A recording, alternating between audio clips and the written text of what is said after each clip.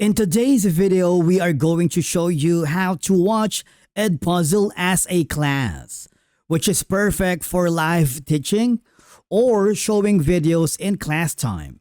Let's begin. Now, the first thing that you need to do is log in using your credentials and then, of course, go to My Classes because this is all the activities, assignments, any content like videos live. Now here, open the assignment. It could be a quiz, activity, or a video. It doesn't matter because if you click on that specific content, you have the ability to click the live mode. This feature allows you to choose whether students join here. Click the continue button, okay?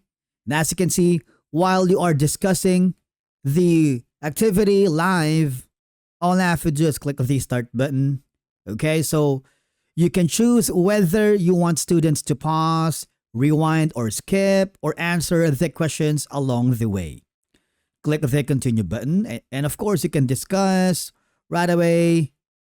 Once you are happy, all right, click the continue button. Now, you can simply end the session by clicking the end live mode. All right? And basically, that's it for today's video on how to watch Edpuzzle as a class. Thank you so much for watching. We will see you again in the next one.